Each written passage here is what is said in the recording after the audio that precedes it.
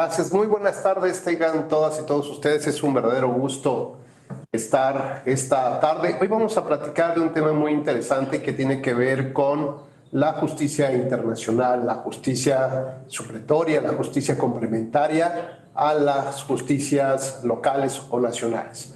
Hoy vamos a analizar el posicionamiento de la Corte Interamericana de Derechos Humanos como tribunal internacional, un tribunal de nuestra región, en esta parte del hemisferio del planeta, y sobre todo cómo ha ido impactando sus determinaciones en el plano de la democracia y particularmente de la democracia en México.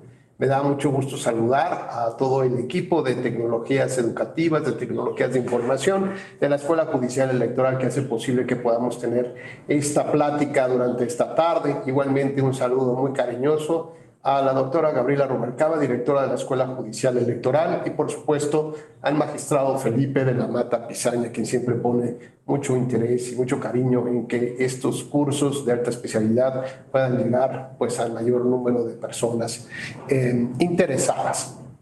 Decíamos que hoy vamos a comentar un tema que a mí me parece muy interesante, que me gusta mucho, sobre todo porque me recuerda la ocasión en que fui invitado como asesor externo, asesor honorífico de la Corte Interamericana para la resolución de casos sometidos ante su jurisdicción, y además pues llegar con el papel de magistrado electoral en aquel entonces, pues permitía también empezar a establecer lo que más adelante se conocería como el diálogo entre jueces interamericanos.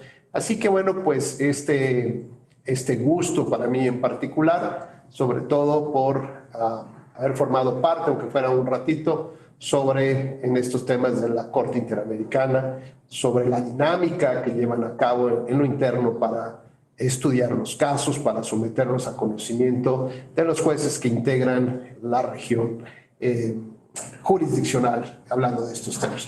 Me da mucho gusto saludar a las compañeras y compañeros que poco a poco se van incorporando a esta sesión, y particularmente a quienes muy gentilmente van encendiendo ya sus cámaras, con Mestli,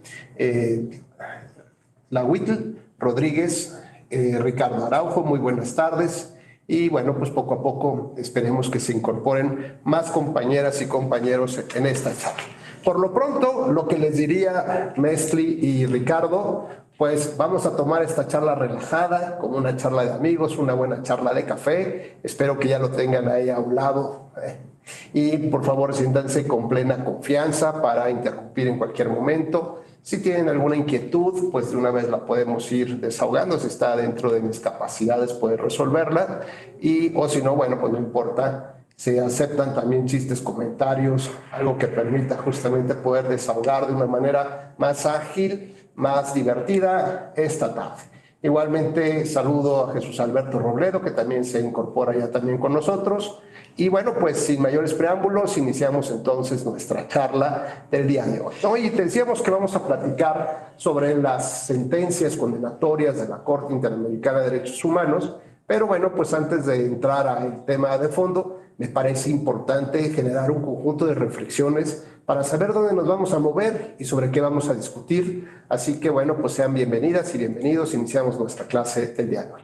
Hablar de la justicia internacional de entrada nos coloca en una coyuntura intelectual, ¿no? Esto tiene que ver con la manera como concebimos el derecho tradicionalmente, históricamente, y por otra parte lo que nos dejó como resultado la Primera y Segunda Guerra Mundial.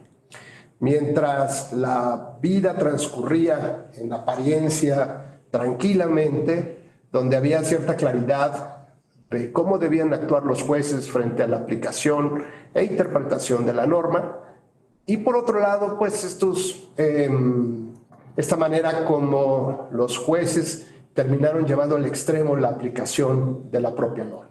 Se decía, o históricamente desde el derecho romano se decía que los jueces pues prácticamente eran una especie de boca de la ley, ¿no? Es decir, a través de quienes se aplicaba, de quienes se decía justamente lo que los parlamentarios debatían sobre el conjunto de normas jurídicas que deberíamos de observar las comunidades a efecto de tener pues una vida razonablemente aceptable, agradable, ¿no? En la que pudiéramos no solamente seguir este conjunto de reglas, incluso fíjense la determinación, la conceptualización que estoy llevando a cabo, ¿no? El conjunto de reglas, sino que también se buscaba un poco que existiera un sentido común de entendimiento de esas reglas.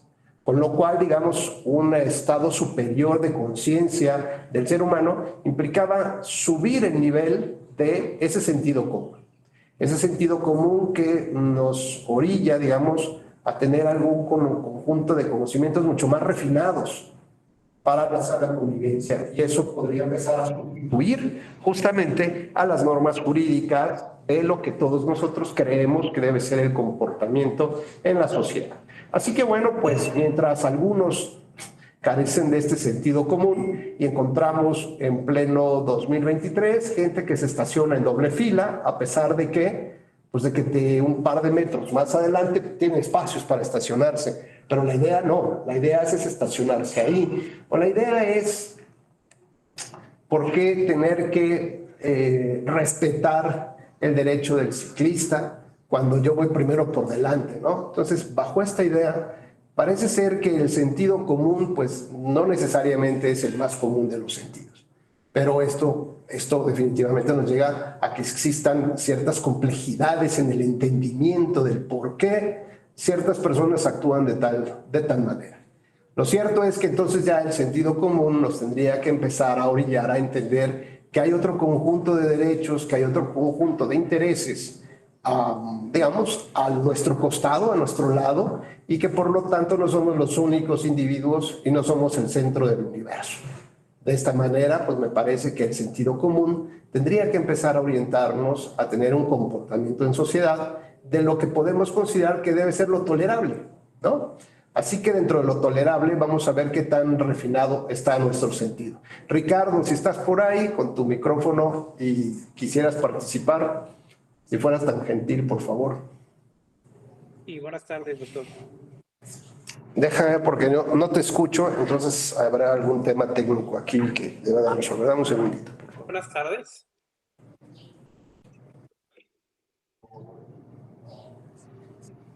A ver, nuevamente. Sí, buenas tardes. ¿Sí me escuchan? A ver, déjame preguntarle. A ver, aquí, igual por acá le tengo que mover. Ahí estamos, a ver. Sí, ¿sí me escuchan, doctor? Ahí sí estoy ya. Ahí estamos, me faltaba darle volumen aquí. ¿Cómo estás, Ricardo? Muy buenas tardes. Bien, doctor, buenas tardes, gracias. A ver, Ricardo, estamos hablando un poco del sentido común, ¿no? Estamos empezando a contextualizar qué es lo que pasa en la justicia cuando realmente dependemos de normas o por qué a veces nos comportamos pues como en la época de las cavernas, ¿no? Pero bueno, a ver, yo te preguntaría lo siguiente. Imagínate que estás viviendo en Canadá, por ejemplo, o en una zona donde normalmente cae la nieve. Y resulta que, pues, lo que tradicionalmente se realiza es que ante pues, las tormentas de nieve, las personas tienen que limpiar su acera, su banqueta, ¿no? Para poder sacar su vehículo, irse a trabajar. Y bueno, pues si tú te levantas muy temprano, te pones tu superabrigo, tus botas, tus guantes, sacas toda tu maquinaria, tus palas, para poder quitar la nieve que se encuentra en la acera de tu casa, ¿no? Una vez que ya terminas este arduo trabajo, después de 2 horas que te levantaste casi a las 5 de la mañana a llevar a cabo esta actividad, pues te metes a la cochera, te quitas todos tus implementos, guardas tus cosas, con la intención de poder sacar tu carro de la cochera y estacionarlo enfrente de tu casa, ¿no? Está claro. Pero resulta que Jesús Alberto es muy abusado y es tu vecino. Y Jesús Alberto está tomando su cafecito y dice, ay, mira, ahí está el buen Ricardo, mira cómo trabaja, ya se cayó. Bueno, pues el pobre Ricardo termina su actividad. Y cuando entras a tu cochera por tu vehículo, Jesús Alberto sale de volada y se estaciona justo en el espacio que tú dejaste limpio. ¿Cuál sería tu reacción ante esta eventualidad, digamos? Pues de entrada de molestia, ¿no? Porque pues hablaba, ¿no? Del sentido común, por lógica, si estoy limpiando y si estoy invirtiendo tiempo en eso, pues es para dejar un espacio en mi cochera y pues me sentiría, además de molesto, vulnerado en un derecho que considero pues tener, ¿no? Claro, claro, y además es la risa de Jesús Alberto, dice, compadre, pues, ¿qué te puedo decir? Que esto es la vía pública. ¿Aún así tú consideras que tienes derecho sobre ese espacio? Sí, porque aún de ser la vía pública, yo entiendo en el derecho civil, pues está ese derecho a no estorbar en la entrada o salida de un garage. A lo mejor si no fuera exactamente en mi garage, pues tal vez me tendría que, como que aguantar, porque a lo mejor el derecho no me asistiría si no estuviera estorbando directamente mi entrada. Vamos a suponer que no estorba. Vamos a suponer que tú puedes sacar tu vehículo sin mayor problema, pero él se estaciona justo enfrente, justo donde tú querías dejar tu carro, justo para que quien saliera de la puerta de tu casa, ¿no? Digamos por el pasillo que cruza los hermosos jardines ahí, pues se suba al vehículo. O sea que la cochera está libre, pero desde el acceso a la casa, de la casa a la banqueta, pues es vía pública, ¿no? Y justo ahí donde tú querías que tus hijos, que tu familia saliera y directo se subieran al carro, pues resulta que ahí está Jesús Alberto estacionado, su trocota ahí, ¿no? Pues ahí digamos que sentiría que estaría incumpliendo un trato de buena vecindad, pero ya no me sentiría vulnerado en derecho como tal, ¿no? Sino simplemente, pues como ya transgrediendo una norma de trato social más que otra cosa. Claro, pero la pregunta que te queremos formular es, ¿qué es lo que te da, lo que hace sentir que tú tengas derecho de ese espacio? Pues digo, una, el ser propietario del bien, otra, el que yo estoy adicionalmente haciendo acciones, procurando ese espacio y de alguna manera, pues sintiendo que adquiero derechos al estar procurando, digamos, ese espacio, ¿no? Un poco, digamos, es que la tierra es de quien la trabaja. Pues de alguna manera. No, bueno, pues es que eso es importante, ¿no? ¿De dónde surge esta esencia, esta razón de que tenemos derechos sobre otros, sobre determinadas cosas, ¿no? Bueno, pues ahí está muy claro que es una parte del trabajo importante, ¿no? Pero resulta que, bueno, pues ya sales con todo el coraje del mundo, te vas, tomas el avión, te llegas a la Ciudad de México, y tienes que entrevistarte, alquilas tu vehículo y te tienes que entrevistar por ahí, no sé. El asunto es que no hay estacionamientos a la redonda. Y lo que hay son unos amigos que colocan unos botes, unas cubetas en la vía pública. Y entonces te cobran 150 pesos por quitarte sus cubetas. ¿Te sentirías contento porque te cobraran esa lana cuando es la vía pública? No me sentiría contento, aunque tal vez por practicidad y el cambio de cultura, está hablando que estamos en Canadá y aquí estamos en México, y esa cultura que es diversa, a lo mejor sería más empático, aunque no me gustaría que lo hiciera, ¿no? Hablando de 150, a lo mejor si fuera menor la cantidad, pues diría, bueno, se están trabajando de alguna manera. Sí. Claro, ¿no? O porque le dices, oye, pues es que yo, ¿por qué tengo que pagarte? Esa es la vía pública, ¿no? Y no te podrían decir, es que salí yo desde las 5 de la mañana a trabajar este espacio, a poner mis cubetas, y ahora que tú llegas y quieres que yo quite la cubeta por el alegato de que es una vía pública, pues resulta que pareciera que bajo las diversas circunstancias nos colocamos en el posible afectado de una u otra manera, podemos tener diferentes percepciones del sentido común respecto del derecho y del cumplimiento, ¿no? Entonces veamos cómo, gracias Ricardo, eres muy gentil por compartir estos sentimientos encontrados. Bueno, pues lo que quiero que ustedes analicen es que depende de dónde nos coloquemos. Podemos considerar si tenemos o nos asiste la razón, nos asiste el derecho sobre todo, o bien formamos parte también de este colectivo que en algunos casos actúa de una manera y en otros tiende a enfurecerse de otra manera, ¿no? O por otras razones. A pesar de que las circunstancias prácticamente sean las mismas, solamente cambiamos un poco los actores, el rol que juega cada uno en esta representación teatral. Vaya. Bueno, pues el problema es que este sentido común, que no necesariamente es un sentido común refinado, normalmente nos conduce a entendernos dentro de una sociedad y con un punto de vista totalmente diferenciado. El asunto es cómo logramos compatibilizar, homogenizar este sentido común, digamos, pues la lógica nos indicaría que tenemos que subir el nivel del sentido común. Tendríamos que tener un sentido común refinado. Digamos, esta parte donde Ricardo hace una reflexión de lo que le acababa de pasar en su casa, donde Jesús hábilmente se estacionó y él, bueno, pues ya no pudo poner su carro ahí a pesar de que trabajó horas, sudó precisamente para que otro disfrutara de ese trabajo y con una gran molestia se fue el viaje a la Ciudad de México. Sin embargo, en el escenario cambian los roles y Ricardo se convierte en Jesús, ¿no? Y el chico que está cuidando ahí los espacios, que dejó los botes para poder cobrar una lanita, pues termina siendo Ricardo, digamos, afuera de su casa, ¿no? Limpiando ahí. Entonces, lo que nos debe de interesar es cómo logramos que la base social, ¿no? Quien a veces no tiene esta educación o esta cultura o este conocimiento normativo, pues dejemos a un lado eso, pero cómo logramos que tenga un sentido común refinado, de tal manera que pueda provocar reflexiones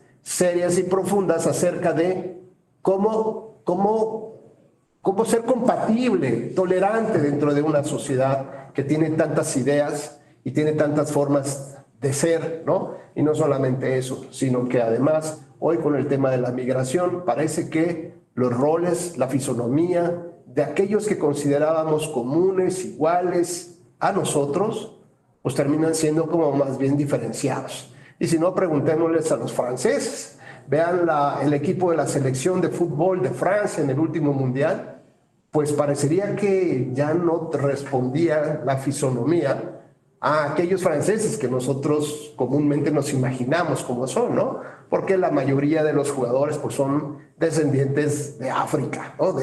Provienen de África, y entonces está cambiando la fisonomía. Y una sociedad que antes era católica, pues ahora resulta que predominantemente está, digamos, o hay una gran influencia, por ejemplo, del Corán, por ejemplo. Y entonces, ¿qué pasa con esta especie del comunitarismo? De aquellos donde soy empático con los que son parecidos a mí, por el tipo de piel, por el tipo de lenguaje, por el tipo de cultura. Por eso es que cuando encontramos a un mexicano en el extranjero, bueno, se vuelve nuestro hermano, ¿no? Del alma. Aunque no lo conozcamos, nos invitamos, nos saludamos.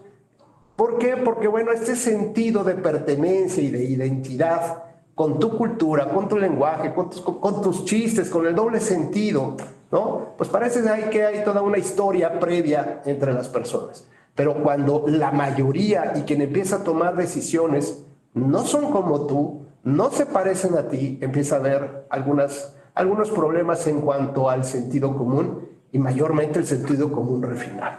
Y esto, bueno, pues nos recuerda a Estados Unidos, por ejemplo, en los 50s, donde había una gran diferencia racial entre los comunitaristas, los que querían que se mantuviera una raza similar a los de ellos, con culturas, con ideologías, con una cosmovisión de cómo debería de comportarse una familia, los hijos, el gobierno, etcétera. Y de pronto apareció ahí una gran masa de gente que provenía de África, por ejemplo.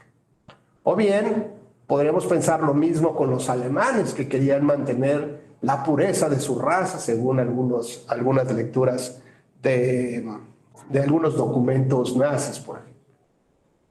Y lo mismo nos pasó hace un par de meses cuando el presidente dijo, bueno, pues vamos a recibir a unos médicos cubanos y entonces, o venezolanos, y entonces salieron muchas voces que dijeron, no, primero los mexicanos, primero los médicos mexicanos. Es decir, la filosofía del comunitarismo normalmente la tenemos presente y no siempre la detectamos. Entonces, ¿cómo logramos también incluso que podamos aceptar, tolerar o estar sensibles que, por ejemplo, hoy en día el voto latino en Estados Unidos tenga un gran impacto en la toma de decisiones, por ejemplo, para quién va a ser el próximo presidente de Estados Unidos? Como que de pronto las cosas ya no empiezan a funcionar como tradicionalmente funcionaban, ¿no? Y esto puede provocar seguramente pues algunas inquietudes, por decirlo menos, o incluso algunas luchas de clase para tratar de mantener, por ejemplo, hoy partidos políticos europeos, sobre todo más bien destinados a donde están dirigidos por los jóvenes, hoy hablan de la extrema izquierda y extrema derecha. Las dos extremas están hablando de Europa para los europeos. ¿Por qué? Porque advierten que las condiciones económicas ya no les facilitan la vida como antes les había pasado a sus abuelos, a sus padres. ¿Y esto derivado de qué? De políticas de apertura de migración, donde se acepta el desplazamiento también como un derecho humano y que los gobiernos están obligados a generar las condiciones necesarias para poder permitir que esas personas ingresen y que además pues disfruten de las condiciones que van provocando o que van proporcionando los trabajadores de esa entidad, de ese país. Entonces veamos que por un lado nosotros aplaudimos cuando Angela Merkel abría sus puertas en Alemania y decía aquí vamos a recibir a todos los que quieran venir y a trabajar. Y lo dijo también el presidente de México. Hace un par de años dijo aquí abiertas las puertas para todos aquellos que quieran venir a México y que además estamos obligados a darles salud, trabajo, alimento y un pleno desarrollo. Salud, salud. Bueno, y ahora lo que vemos es pues una gran complejidad de la política de migración, ¿no? ¿Por qué? Porque no puedes recibir a todos, no los puedes mantener, los tienen hasta... Pues ya vimos el problema desafortunado que tuvieron la gran tragedia de la muerte de muchos migrantes. Bueno, y eso lo vemos, lo constatamos todos los días con la problemática que pasa con los propios migrantes. Entonces, la primera pregunta que debemos de formularnos cuando hablamos de una justicia internacional implica que tenemos que hacer de lado el comunitarismo y que un comunitarismo está plenamente arraigado a nuestro tuétano, a nuestros huesos, a nuestra piel y queremos defender a los nuestros, evidentemente. Sin embargo, los nuestros en términos del artículo primero constitucional nos dice que son todos los que se encuentren dentro del territorio, todos, con independencia de su ideología, color de piel, ¿no? Pues ya saben cómo reza el artículo primero constitucional. El problema es cómo nosotros procesamos esta parte, porque tal vez el tema de la migración y el desplazamiento no es algo que nos aqueje tan de fondo, a no ser que veamos algunos personas de Honduras pidiendo alguna limosna o haciendo algunas piruetas en una esquina para pedir un poco de dinero. Pero en realidad todavía no vemos como una gran comunidad que está desplazando a los trabajos de los mexicanos o que a lo mejor ya no tenemos acceso a seguridad social como tal vez pensábamos que teníamos derecho o que habíamos disfrutado de esa seguridad y de pronto pues ya no alcanza porque hay que darle a esas personas, hay que destinar a esas personas. ¿Cómo interviene entonces nuestro sentido común? Eso es muy importante porque la idea, decíamos, es no solamente se trata de ponernos en un nivel de un conocimiento mínimo de las normas jurídicas, ahora con un lenguaje ciudadano que sea más entendible para todos, las sentencias, los criterios de jurisprudencia, sus interpretaciones, que todos podamos leerlas. A mí me parece que más allá del lenguaje ciudadano, que sí es importante, lo que debemos nosotros de tratar de entendernos como seres humanos es realmente cómo voy a actuar bajo estas condiciones. Mi sentido común, digamos, refinado, ¿me llevará a este punto? O al contrario, empezaré a ver yo como enemigos de estos derechos, de estos espacios que me correspondían a mí, que le corresponderían a mis hijos, cuando están siendo obtenidos por otro grupo de personas que son diferentes a mí, que piensan diferente a mí, que no tienen la misma cultura ni la misma cosmovisión o ideologías de cómo somos los mexicanos, chuecos o derechos, pero ya nos conocemos más o menos cómo somos y nos toleramos en esta parte. Pues veamos entonces lo complejo que sería para un tribunal internacional tratar de configurar todo este conjunto de sentimientos, sensaciones, frustraciones, sentido común refinado de toda una gran parte del planeta, de todos los latinoamericanos principalmente. Entonces, bueno, veamos que es complejo, y tan complejo que a partir de la Segunda Guerra Mundial empieza a surgir el concepto de los derechos humanos. Empieza a surgir las fuentes del derecho internacional, es decir, si hay un cuerpo normativo, un conjunto de reglas, valores y principios que pudieran aplicarse, por ejemplo, en la defensa de las personas de otro Estado. No solamente en tratándose del fuero interno, del derecho interno de ese país, sino que hubiera algo más allá. Y ese algo más allá justamente nos permitiera que todos aceptáramos las decisiones. Bueno, pues esto no fue sencillo. En el caso de los juicios de Tokio, los juicios de Nuremberg, empezamos a ver ciertas complejidades en cuanto a la integración del jurado, ¿no? Hay una película muy buena que se llama Vencedores o Vencidos, ¿no? Y sobre todo la película que es en blanco y negro, que me parece fantástica, que retrata un poco la historia de lo que podrían haber sido los juicios de Nuremberg en contra de lo que podrían ser jueces de las altas cortes o jueces penales, de cómo operarían, digamos, estos juicios en contra de ellos cuando parecería que la Alemania de Weimar, de la Constitución de Weimar, era la más progresista en el mundo, donde había un mayor respeto o reconocimiento a los derechos de los individuos sobre las visiones del Estado o colectivas. Sin embargo, bueno, pues ante un sometimiento ideológico, de convencimiento, de temores, pues estos jueces también se fueron, digamos, adaptando de una manera más fácil, fueron cediendo espacios al ejercicio del poder administrativo y militar, de tal naturaleza que, bueno, fueron comparsa de las decisiones en la protección del Estado o en mantener el interés de la construcción de un Estado que se estaba conformando, puesto que después de la Primera Guerra Mundial quedó todo destrozado, ¿no? Como decían, la Alemania surgió como el ave fénix, de las cenizas prácticamente, ¿no?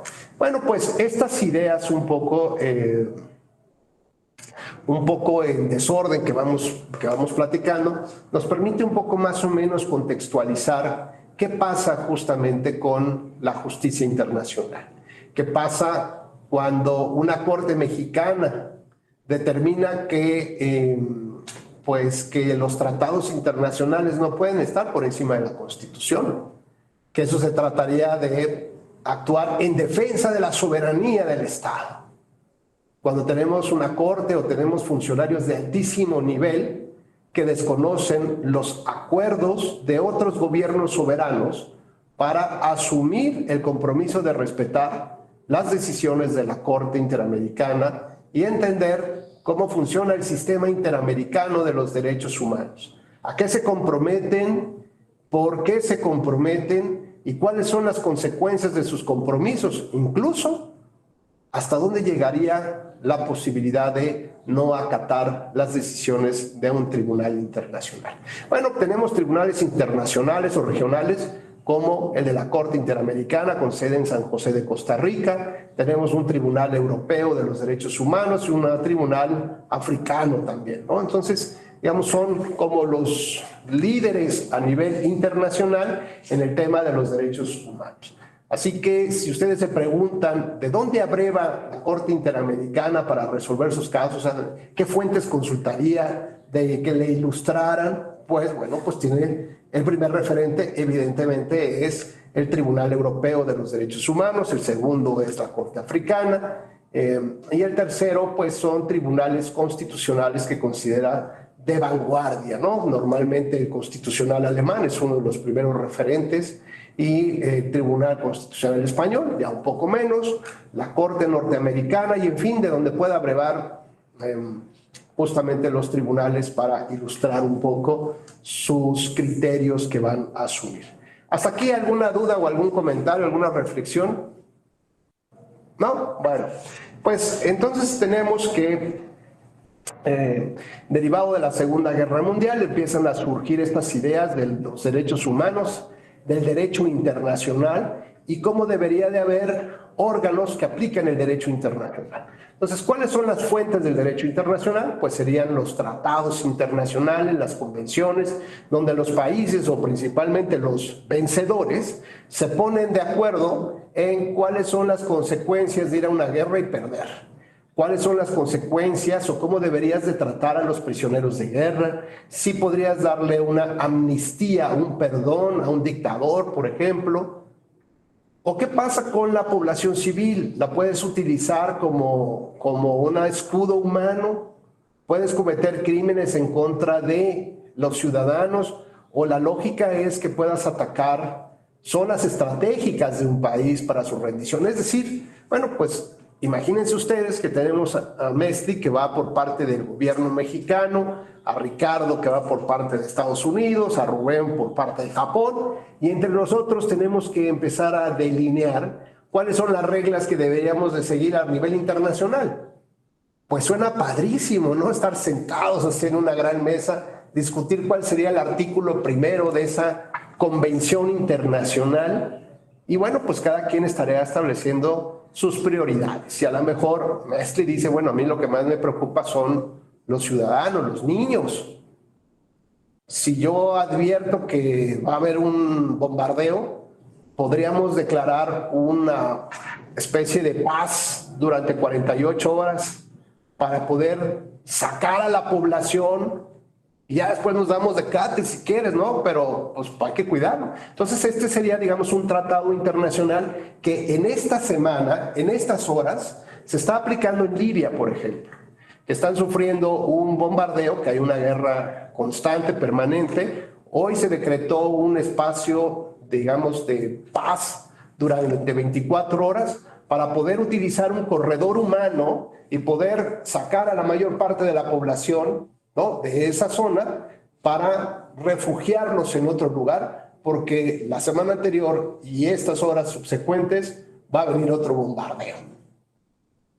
¿Y qué pasa si uno de los países se niega a hacer eso? Bueno, pues entonces será sujeto a otro tipo de represalias en el concierto de las naciones y que puedan defender justamente a ese país que no se respetó o que no se le respetó cierto tipo de derechos.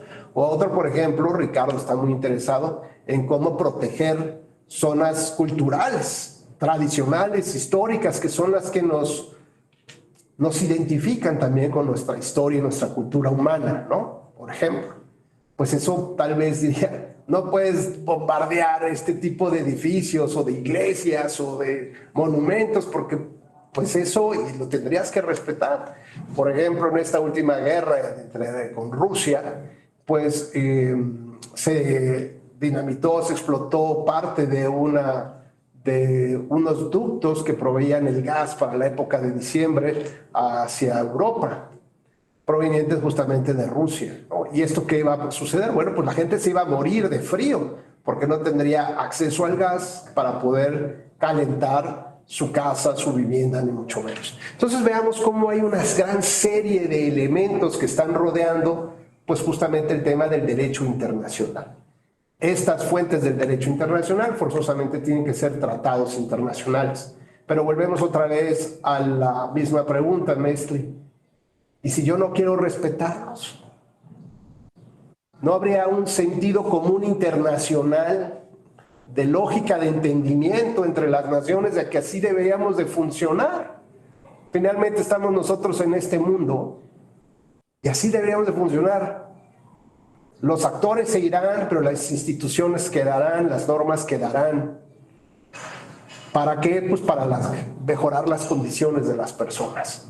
Por lo tanto, pues este es un tema muy básico de entendimiento que se llama el sentido común refinado. El sentido común refinado nos dicta nuestra conciencia de que hay que actuar de determinadas maneras a pesar de que no haya una reglamentación. O bien, que ese sentido común refinado, para que no quede dudas, lo plasmemos ¿en dónde? En una resolución. Pero además, ese sentido común refinado nos debe de decir que habrá un órgano que emita la regulación y un órgano que aplique la ley internacional. Pero adicionalmente, ¿qué pasa con las sentencias que se emitan? Pues quedará al arbitrio de ese país condenado a cumplimiento. Pues claro que no. Debería estar completamente vinculado a su cumplimiento como tal. Veamos entonces cómo ya empezamos a configurar un derecho internacional con autoridades internacionales, pero además con un compromiso del sentido común refinado de aceptar y de acatar, pues este conjunto de normas de sana convivencia. Habrá alguien como el buen Richard que se sienta ofendido, agraviado por lo que le hicieron, pero en el concierto de las naciones o de los vecinos, podrían decir, Ricardo, pues no te enojes.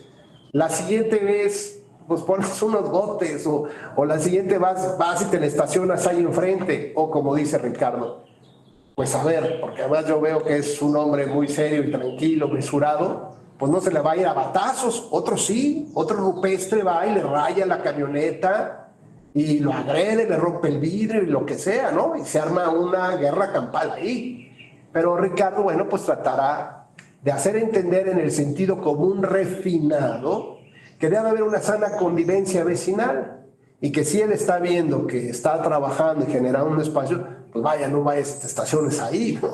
O sea, es como de sentido común refinado como tal. Bueno, pues a lo mejor se requerirá un conjunto de normas después que se avalen, digamos, pues sí, estas son las reglas básicas. ¿Y quién las va a aplicar? Pues las tendrá que aplicar alguien que sea externo a la soberanía de las personas, alguien que sea externo a la soberanía de los estados y sobre ello empiece a dictar sus resoluciones. Así que bueno, vamos a poner una pequeña presentación para ir guiando un poco ya la plática.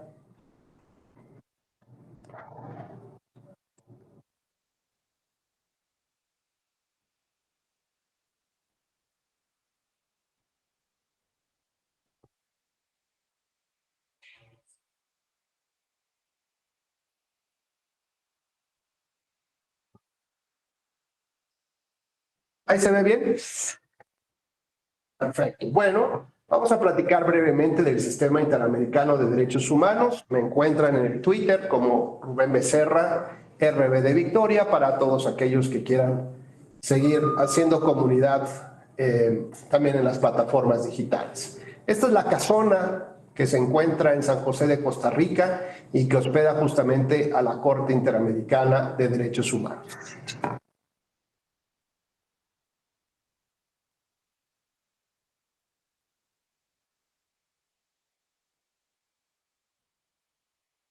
Pues decíamos que cuáles eran estos tratados internacionales o convenciones que los países tendrían que suscribir para entender o para tener un sano entendimiento en el concierto de naciones. Bueno, pues primero que nada, este documento que se llama Convención Americana, también se llama Pacto de San José de Costa Rica. Por eso se imaginan ustedes que el edificio, la sede de la Corte, justamente está en San José de Costa Rica, ¿no? Es un tratado internacional que prevé derechos y libertades que tienen que ser respetadas por los estados parte. ¿Quiénes son los estados parte? Pues son los estados que forman parte de la Organización de Estados Americanos, la OEA.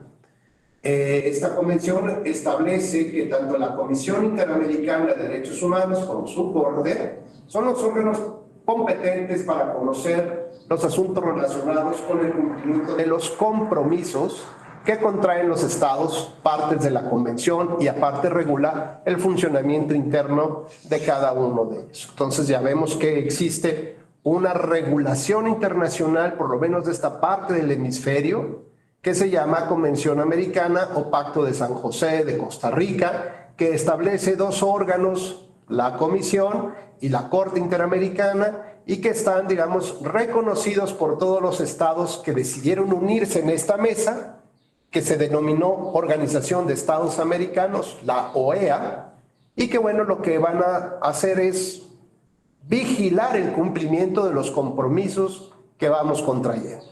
Uno de esos compromisos es, Ricardo, yo no me vuelvo a estacionar ahí enfrente de tu casa, sorry, discúlpame, te doy un pastel, ¿no? En una ofrenda de paz como tal, ¿no? Y eso implicaría que tú no puedes ir a jugar futbolito enfrente de mi casa, ¿no? Por ejemplo. Y así una serie de tratados y de acuerdos que se van generando, digamos, en este sentido común de sana convivencia. ¿Cuándo entra en vigor la Convención Americana? Bueno, pues justamente después de una conferencia especializada en derechos humanos, es decir, fue necesario convocar a todos los estados que quisieran participar en el respeto de los derechos humanos. Esto fue en noviembre de 1969. Recuerden que el 68 y 69 fueron movimientos sísmicos de la política y de los derechos humanos en el mundo. Tenemos los movimientos del 68, los movimientos del 69 también en Europa. Tenemos más adelante después lo que fue la primavera árabe. En fin, son épocas de convulsión en el mundo por, digamos, luchas de ideologías también, o de pérdidas también de ideologías que tienen que ver también un poco con el tema de la Guerra Fría, ¿no?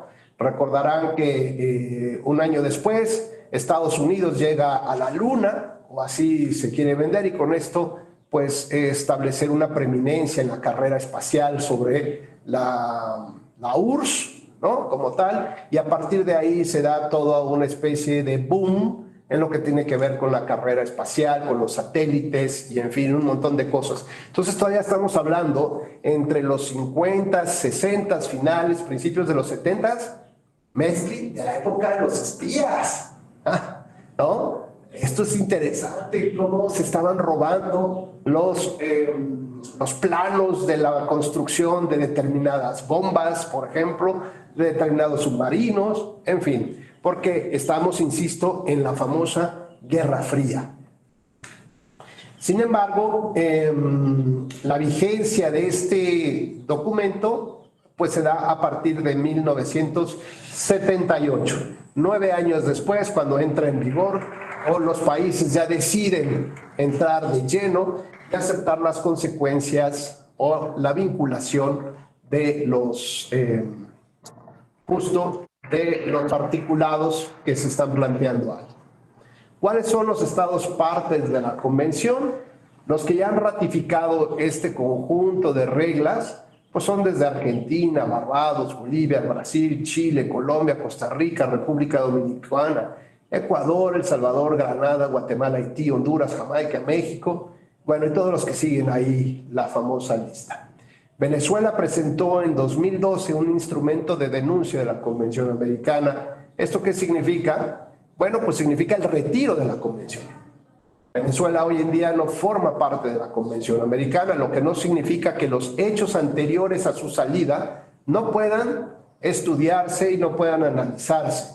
Lo que no implica que las violaciones de derechos humanos que, digamos, que cometan los gobiernos, el gobierno de Venezuela, no pueda ser conocido por la Corte. El asunto es que no es vinculante ya en el contexto o en el concierto de esta mesa de las naciones. No hay manera de exigirle en términos de la regulación el cumplimiento o el acatamiento porque simplemente ya no se compromete. Por lo menos a respetar lo que dice ahí. Habrá otro tipo de tratados internacionales a los que sí se comprometa y donde existan otro tipo de cláusulas de cumplimiento, como por ejemplo, Ricardo, los arbitrajes internacionales. Por ejemplo, ahora en el TECMEC, ¿no? Pues entre México, Estados Unidos y Canadá hay un tratado trilateral y en ese tratado se establecerá también cuáles son no solamente la regulación, sino los órganos competentes para poder determinar la solución de los conflictos y en su caso las sanciones que se puedan imponer como tal. Trinidad y Tobago también en el 99 denunciaron, es decir, presentaron su renuncia a formar parte de esta vinculación normativa y de conformidad con lo estipulado en el artículo 78.1 de la Convención, los estados podrán denunciarla mediante un previo aviso de 1 año. ¿Esto qué significa? Que la vigencia real o el momento real de salida de ese país debe de ser con anterioridad a 1 año como tal. Cuando los países deciden sumarse, digamos, a estos compromisos internacionales, también pueden presentar reservas. En el caso de México, presentó 5 reservas, de las cuales solamente 3 le fueron aprobadas. Esto significa que hay 3 temas en específico que la Corte no puede estudiar y mucho menos resolver. El primero de ellos tiene que ver con la seguridad nacional o la militarización.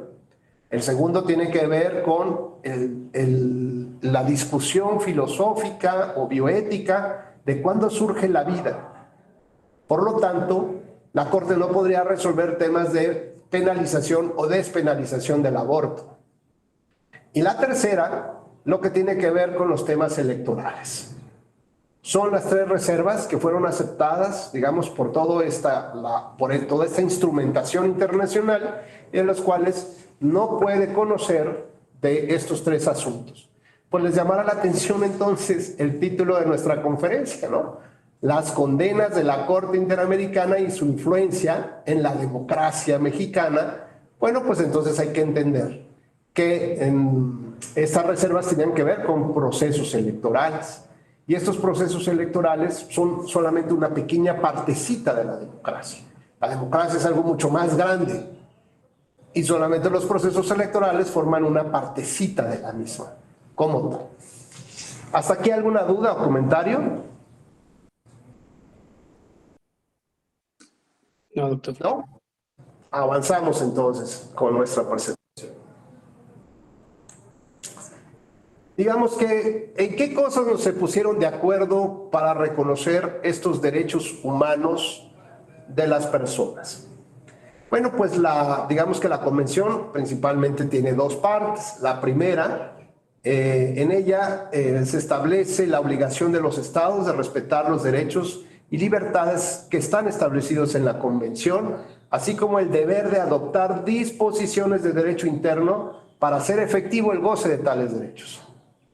Entonces, recalcamos esta parte. En la primera parte de la Convención Americana se establece la obligación de los estados que asumen para respetar, maximizar los derechos que se encuentran reconocidos en la Convención y, en segundo lugar, acomodar su legislación interna para que se puedan disfrutar de una manera adecuada. La semana pasada, ustedes lo saben, la Corte Interamericana resolvió un caso de prisión preventiva oficiosa, seguramente lo habrán escuchado, donde una persona estuvo 17 años sin que se le dictara, encerrada en la cárcel, sin que se le dictara una resolución, una sentencia, en la cual esta persona presentó durante estos 17 años casi 100 recursos judiciales, entre recursos judiciales locales y federales. Bueno, pues de ese tamaño era nuestra justicia. Triste que tuviera que salir de México y pedir que alguien le escuchara, porque después de 100 recursos aquí, entre jueces locales y federales, no se encuentra la justicia aquí en México. Lo que resuelve la Corte Interamericana, bueno, pues resuelve que esta institución de la prisión preventiva oficiosa, independientemente de si se encuentra en la Constitución o en una ley, pues viola el principio de presunción de inocencia que está establecido como un derecho humano en la propia Convención Americana. Por lo tanto, lo segundo que debería de hacer, digamos, en esa sentencia, lo primero es declarar la inconvencionalidad de la medida y lo segundo es ordenarle al Estado, esta partecita final del primer párrafo, que adopte las disposiciones necesarias para respetar el principio de presunción de inocencia.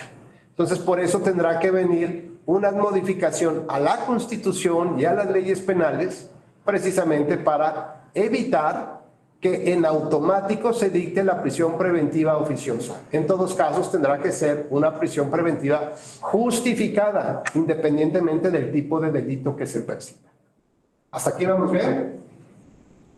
¿Qué es lo que esperamos entonces en estos meses que vendrán? pues que México acate una sentencia que se obligó, ¿no?, a cumplir en términos de estos compromisos que firmó como Estado soberano. Y no se vale que hoy digan, no, bueno, pues es que era otro México, era otro presidente, no, México sigue siendo el mismo México, es México, pues, ¿no?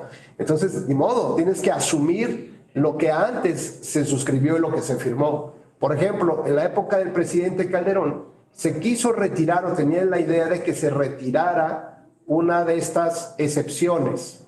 ¿Por qué? Bueno, porque le interesaba mucho el tema pro vida, ¿no? Finalmente un partido de derecha, un partido en el cual querían defender el tema de la vida desde el momento de la concepción, y eso implicaba la penalización de prácticamente de cualquier tipo de aborto, salvo algunas causas verdaderamente justificadas en términos de ley.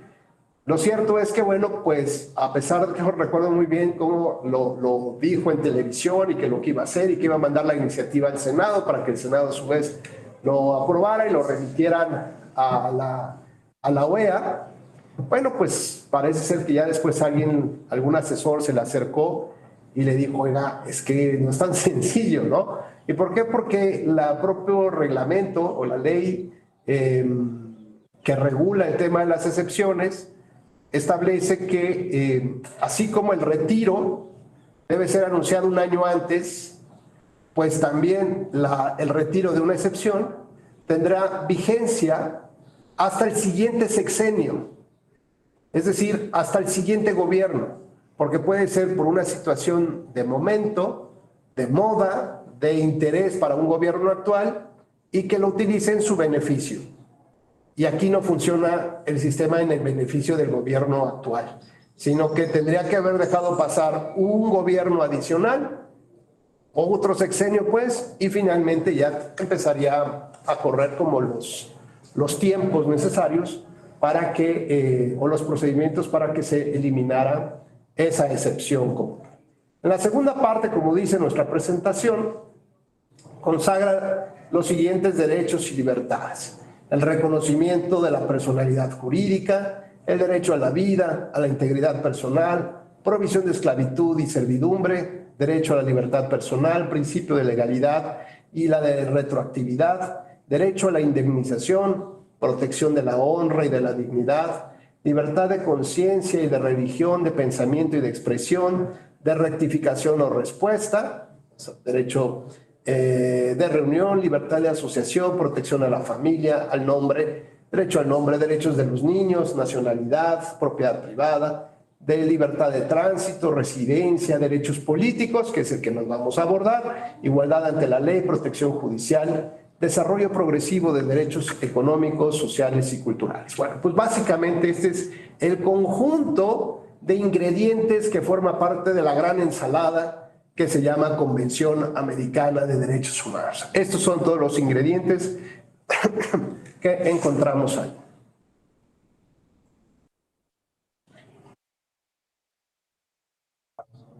Bueno, dijimos que todos los estados normalmente se sientan a negociar y elaboran algunos tipos de tratados internacionales. Pero ¿cuáles serían estos otros importantes que están a la par un poco de la Convención Americana? La Convención cuenta con 2 protocolos adicionales. El primero se llama así, Protocolo Adicional a la Convención Americana sobre Derechos Humanos, y es, digamos, la última partecita que acabamos de leer, en materia de derechos económicos, sociales o culturales, o se llama Protocolo de San Salvador, que se aprobó en el 88 y entró en vigor 11 años después, en el 99. El segundo es el protocolo a la Convención Americana de Derechos Humanos relativo a la pena de muerte, que fue suscrito en 1890. Es importante hablar del protocolo de San Salvador, sobre todo en esta clase, porque este protocolo le permite a la Corte llevar a cabo una interpretación de su artículo 23 de la Convención, que establece los derechos políticos, los derechos de la democracia. Pero la democracia en términos muy sencillos, muy latos, establece, ya lo veremos, cuáles son los principios del voto, del sufragio. Nos establece cuáles son las finalidades de las elecciones, que es la renovación del poder público, por ejemplo. Pero no nos dice qué tipo o cómo calificamos este sistema democrático.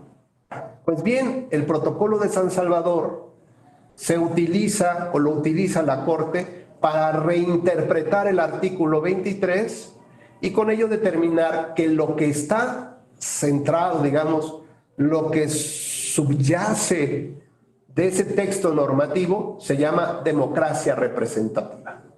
Entonces, el artículo 23 de la Convención específicamente no habla de la democracia representativa. Habla de cómo se ejerce el voto. Acuérdense, pues además estamos hablando de qué épocas, ¿no? Estamos hablando de los finales de los 60, principios de los 70, pues no había, digamos, como este gran desarrollo académico o intelectual sobre el tema de la democracia o tipos de democracia. Así que recientemente utiliza este protocolo adicional a la Convención, el Protocolo de San Salvador, para determinar que ese concepto que se está establecido en el artículo 23 de la Convención, en una nueva interpretación a la luz del Protocolo de San Salvador, se refiere a la democracia representativa. Y eso, créanme, cambia todo el paradigma del tema de las elecciones o de los procesos electorales, como vamos a ver enseguida.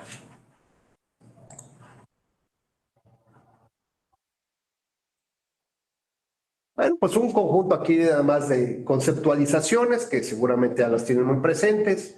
¿Qué es el sistema interamericano? Los estados americanos en ejercicio de su soberanía, eso es muy importante destacar, en el marco de una organización de vecinos, adoptaron ciertos instrumentos internacionales que se han convertido en la base de un sistema normativo regional, pues esta parte del hemisferio, de promoción y protección de los derechos humanos, conocido como Sistema Interamericano de los Derechos Humanos.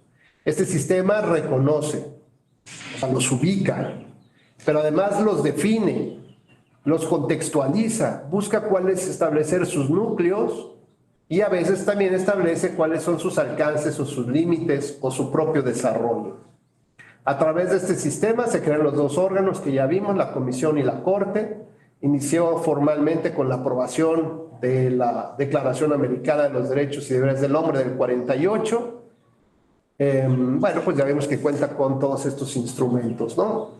Por ejemplo, también hay otros instrumentos que hoy sirven para los juzgadores, como el Protocolo Belém do Pará, que sirve para juzgar con perspectiva de género, por ejemplo. Ya vimos cómo está compuesto. Brevemente, ¿qué hace la Comisión Interamericana? Bueno, pues digamos es promotora de la observancia y de la defensa de los derechos humanos. Sirve como un órgano de consulta de la OEA. Tiene competencias políticas. Por ejemplo, visitas en ciudad, visitas en lugares específicos. Preparar informes acerca de la situación de los derechos humanos. Por ejemplo, hay relatorías en libertad de expresión para periodistas.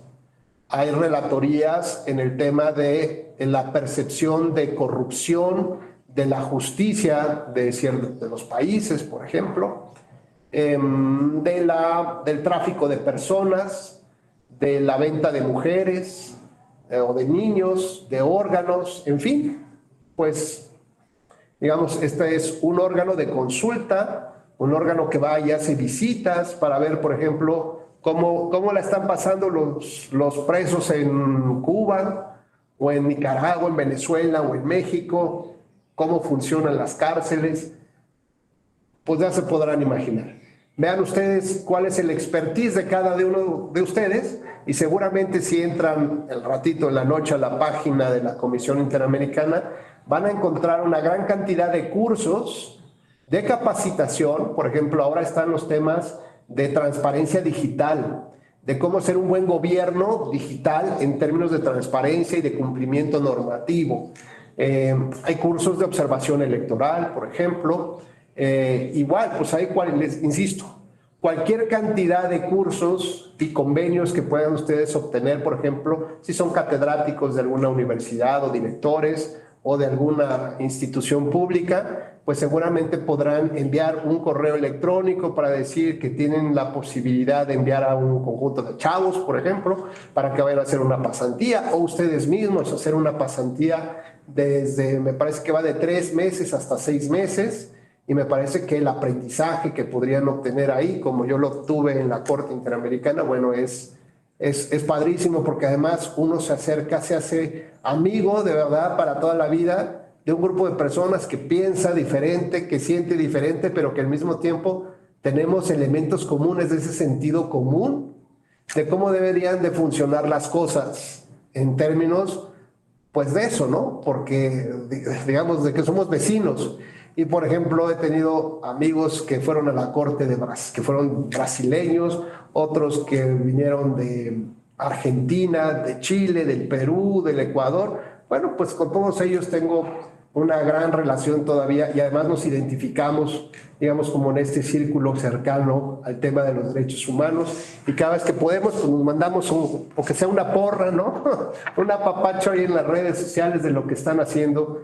Y yo desde aquí de verdad los invito a que se acerquen justamente a estos órganos internacionales y verán que de verdad creo que también ustedes pueden aportarle mucho a ellos. Bueno, pues dijimos entonces que la comisión tiene más bien un perfil de tipo político.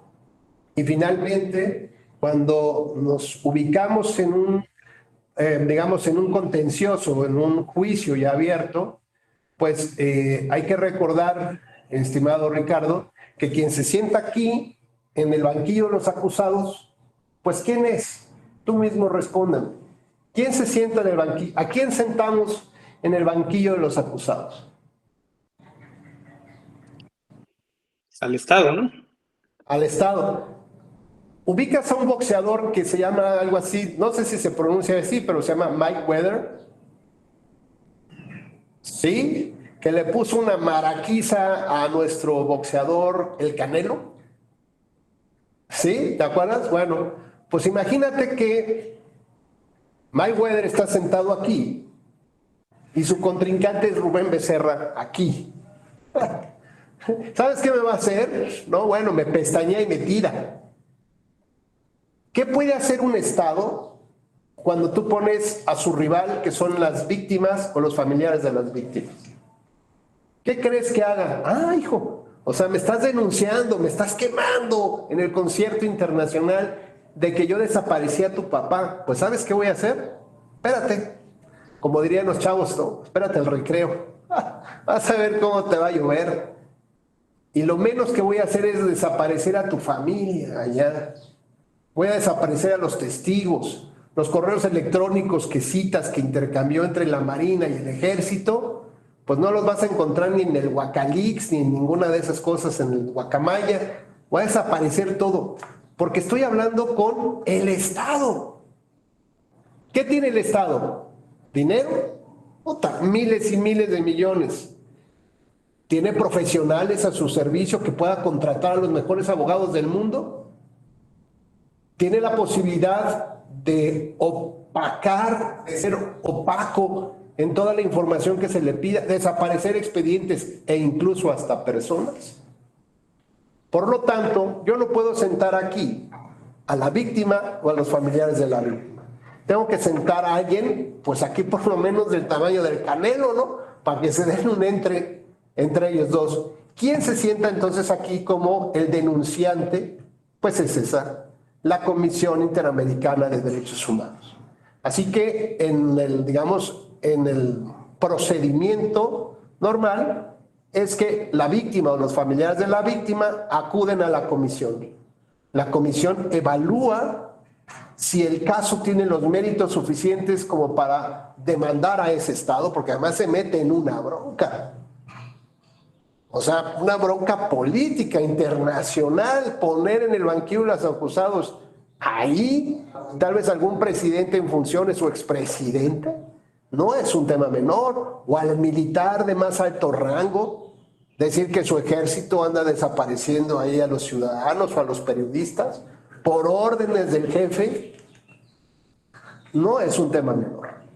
Así que bueno, pues requieres más o menos a alguien del peso, de los compromisos, de los recursos, que implicaría, digamos, ahora sí, una contienda más o menos igual entre las partes.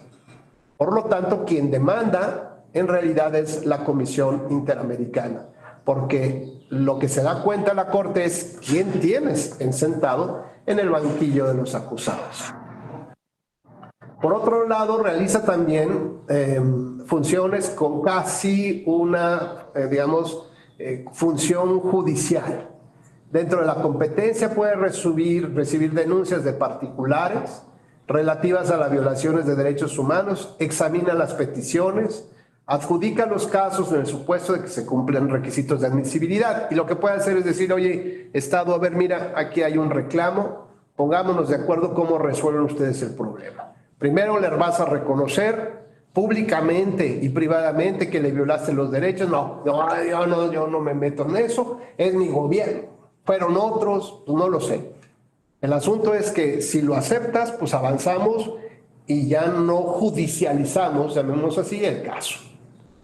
Pocas veces se aceptan justamente estos convenios de reparación de daños, por ejemplo, y a veces prefieren llevarse el asunto hasta la Corte Interamericana. Ahora pasamos a conocer a nuestros amigos de San José, de Costa Rica, allá en la Corte Interamericana. Dijimos que era uno de los 3 tribunales regionales internacionales de protección de los derechos, en conjunto con la Corte Europea y la Corte Africana de los Derechos Humanos y de los Pueblos, dice. Es una institución judicial porque resuelve los casos en forma de juicio, porque además tiene jueces interamericanos, es decir, jueces que son postulados por los Estados miembros de la OEA para integrar el Pleno. En este caso son 7 jueces. Uno de los primeros jueces que presidió la Corte durante muchos años fue un juez mexicano. Después hemos tenido también otro juez, el juez Ferrer MacGregor, que actualmente funge como juez de la Corte Interamericana. Principalmente esos han sido los 2 jueces mexicanos que hemos tenido.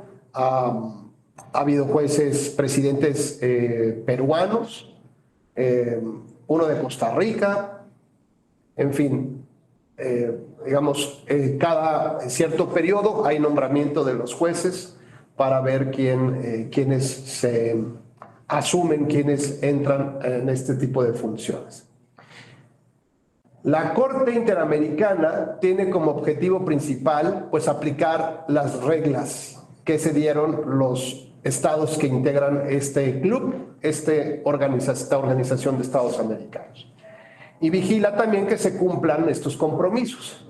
Así que lo primero que tiene que hacer es definir los alcances de las normas, aplicarlas e interpretarlas. Por lo tanto, Jesús Alberto, una de las principales atribuciones de la Corte es una facultad interpretativa. Puede interpretar de manera directa la Convención Americana. ¿Y eso qué implicaría, Jesús? ¿Sería del mismo tamaño o compromiso que qué? Pues que, pues básicamente como si fuera nuestra Suprema Corte de Justicia, obviamente al estar interpretando la norma y al establecer algún precedente aplicable a un caso concreto.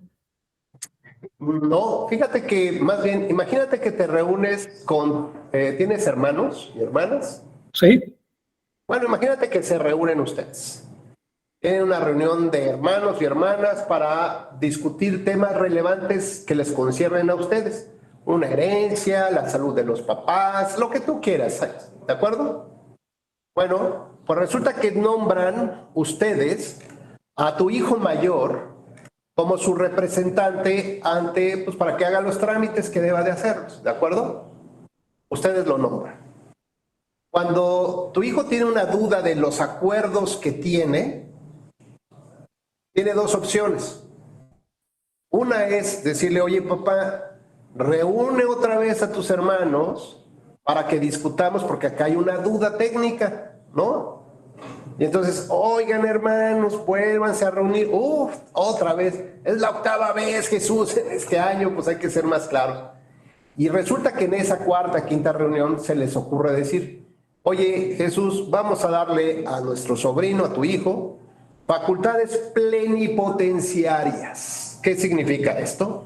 Significa que él puede tomar los acuerdos como si nosotros estuviéramos reunidos aquí. ¿De acuerdo? Pues nos animamos esos, sí, pues algunos con dudas, pero pues está bien, ¿ok?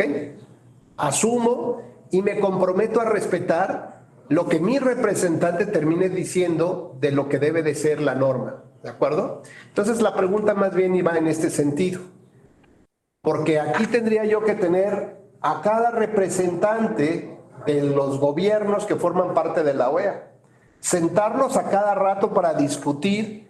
Oye, es que fíjate que aquí la norma hay una coma de más, si la quitamos se interpreta diferente, en lugar de una O, pues hay que ponerle una I. Entonces, otra vez Jesús nos vas a volver a... Es la 4ª vez en el año, ya sé que me gusta Costa Rica, ahora nos vamos a reunir en Brasil, o qué, pero no podemos estar resolviendo esto.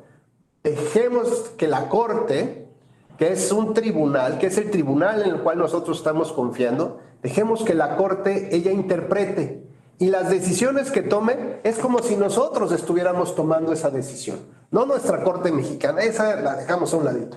Es como si toda esta unión de estados americanos soberanos decimos que hay que redactar de otra manera ese texto normativo.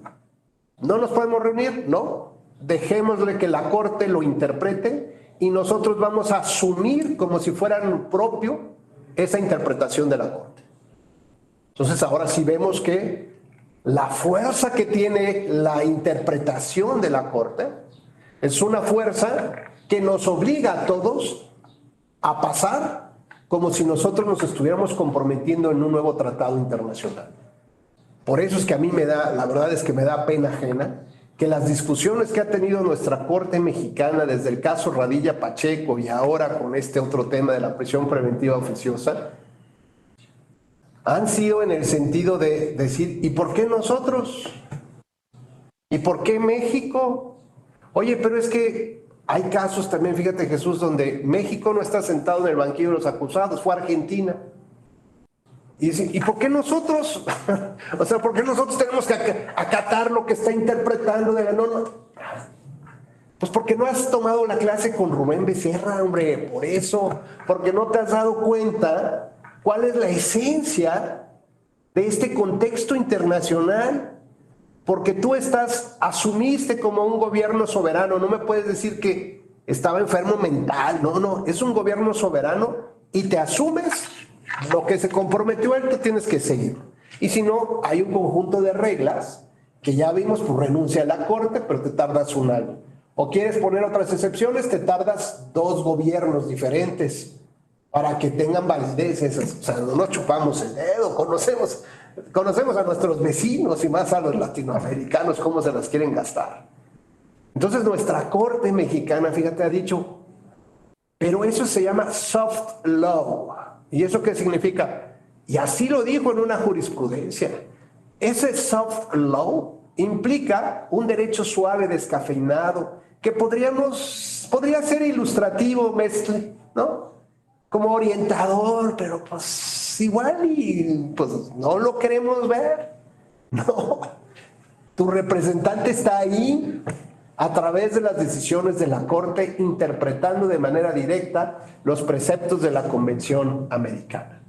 Por eso es que no es un soft law, por eso es que las interpretaciones que realiza son vinculantes para todos los integrantes de esta mesa, querámoslo o no, incluyendo a nuestra propia Corte y al secretario de Gobierno y al presidente y a la oposición y a todos los jueces y a todos los académicos y a todos los profes que siguen diciendo es que esto de los derechos humanos no funciona muy bien. Por ejemplo, jueces de distrito. Les voy a poner este caso, fíjense que es demoledor, pero funciona. Resulta que, como ustedes saben, cuando un funcionario público comete alguna irregularidad en el ejercicio de su servicio, pues interviene seguramente la Contraloría Interna y probablemente presente una denuncia ante el Ministerio Público, ante la Fiscalía, ¿no? Fiscalía Anticorrupción, por ejemplo. Bueno, pues empieza la investigación, abre la carpeta de investigación. El servidor o ex servidor público ya pues se entera que lo están investigando y entonces se le ocurre pedir acceso a la carpeta. Presenta una solicitud que le brinden acceso a la carpeta para saber de qué se le está investigando, qué pruebas hay en su contra y pues que él pueda empezar a defenderse desde el momento. Evidentemente el sistema funciona de la siguiente manera. No te puedo dar acceso a la carpeta porque sería incumplimiento a mis obligaciones de MP, porque yo debo de preservar el principio de la secrecía de la investigación. Entonces, ok, sí, pero sí sabes que me estás afectando. Pueden intervenir mi teléfono. Están siguiéndome, están pidiendo información de lo que hago o no hago. Sí, pero la secrecía de la información me impide revelar estos datos, porque además te puedes fugar. ¿Quién les dijo que me iba a fugar? Pues no sé, pero te puedes fugar. O el objeto de análisis del delito puede desaparecer. Ok, podrá desaparecer, pues es bronca de ustedes que no desaparezca, ¿no? Que haya una debida cadena de custodia. Son cosas que se entienden, ¿no? Bueno. Finalmente, el Ministerio Público rechaza la petición y ahí vamos con los jueces de distrito. Venga, la justicia federal, esa sí me ampara y me protege. Juez de distrito, fíjate que este cuate pues está violándome principios constitucionales del 14 y 16 porque no me deja ver qué está investigado. Y el juez de distrito tiene dos opciones. La primera es ratificar o confirmar la negativa en aras de decir, pues es que el sistema de la justicia penal y de sus autoridades y sus instituciones así debe de funcionar para que te puedan encarcelar. Entonces, oye, pero espérame, ¿por qué me van a encarcelar? Porque de eso se trata. Ese es el objetivo del Ministerio Público y de los jueces, que llegues a... Entonces, ese no es el de los jueces y tampoco es el del Ministerio Público. De lo que se trata es que investiguen las conductas. Y si derivado de la investigación salta otra cosa, bueno, pero eso es vía de consecuencia. La consecuencia o el efecto no es la razón principal del MP. Es un investigador de las conductas y de los hechos. Y yo puedo contribuir a esclarecer esa investigación. Pues, discúlpame, soy juez de distrito y el funcionamiento del sistema de justicia penal, y eso, así es, y te lo niego. Y tenemos otro juez de distrito que recientemente terminó la carrera, bueno, ¿no? Apenas lo acaban de nombrar juez de distrito, ha tomado sus cursos de derechos humanos, del Sistema Interamericano de Derechos Humanos, ya tomó clase con el profe Rubén, y entonces dice, creo que hay un artículo de la Constitución que me obliga a tener una visión distinta del derecho. Y es el artículo primero, no es el 2, ni el 3, ni el 99, es el primero. Y el primero dice que todas las autoridades, no solo los jueces y magistrados, sino todas las autoridades deben de asumir un compromiso que está en la Constitución y se llama el respeto a los derechos humanos. El primero, no el respeto a la justicia y a las autoridades y su operación, no, los derechos humanos. Y si no, que le pregunten a mi gobierno, que aquí está, que se sentó en la OEA y suscribió la Convención Americana. Y entonces, bajo esa visión de derechos humanos, pues la lógica es, ¿la investigación ya afecta a tus derechos humanos? Sí, me preocupa, me angustia, porque además creo que siempre debo de tener vigente, digamos, este principio de la presunción de inocencia. Y por lo tanto, si yo puedo coadyuvar a la investigación y esclarecer las conductas, pues qué mejor, ¿para qué voy a esperar a que se judicialice? Hace menos de 10 días, la primera sala de la Corte Mexicana, ahora sí, Jesús, la primera sala de la Corte Mexicana determinó que los jueces de distrito deben de obsequiar el amparo cuando haya claridad de que la persona está siendo investigada. Por lo tanto, esta jurisprudencia también llega a las fiscalías y ahora están obligados a ¿qué? A abrir la carpeta de investigación. Ok, ¿tienes posibilidad de negarte? Sí, siempre y cuando justifiques razonada, concienzudamente, de manera amplia, por qué a ti no te la puedo dar. Entonces ya veremos. Ya hay una serie de exposiciones por las cuales pretendes justificar tu negativa y se vale. Pero resulta que, pues fíjate que me están acusando de que yo no vigilé que haya una impermeabilización, ¿no? Que el técnico no fue, y yo no sé si se compró o no se compró el material. ¿Y de cuánto hablamos? De 7,000 pesos. Pero como eres servidor público y no importa el monto, pues ordenan o que se emita una orden de aprehensión por 7,000 pesos, por una impermeabilización. Pues bueno, esto evidentemente es utilizar de manera facciosa la justicia. Y claro, por eso tenemos más de 100 recursos o casi 100 recursos judiciales, locales y federales, y ninguno procede, ninguno prospera. ¿Por qué? Porque los gobiernos han invadido el ejercicio del poder, ha invadido los otros poderes y los utilizan para sus propios intereses. Entonces, digamos, como autoridades tenemos dos posibilidades de actuar, una en función de cómo opera el sistema, cómo ha operado siempre, y la otra es a partir de una visión clara de los derechos humanos. Luego, entonces, decíamos que la interpretación que la Corte hace a la Convención Americana, o la reinterpretación junto con el Pacto de San Salvador, por ejemplo, que nos dice que en el artículo 23 establece un derecho humano que es vivir en democracia. Es un derecho humano, vivir en democracia. ¿Democracia de qué tipo? Representativa en esta reinterpretación.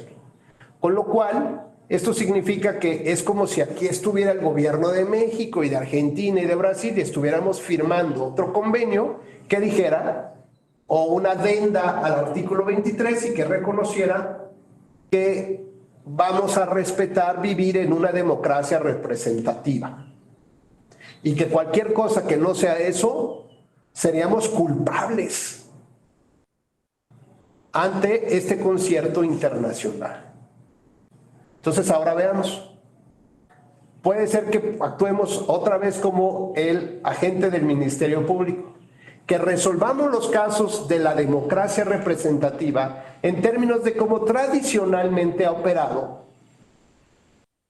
las reglas electorales, las resoluciones electorales, las instituciones electorales, el sistema sancionador electoral, sistema de nulidades, el sistema de multas, porque así opera el sistema, así ha operado siempre. O bien, debemos de tener una mirada dirigida al artículo 1 constitucional.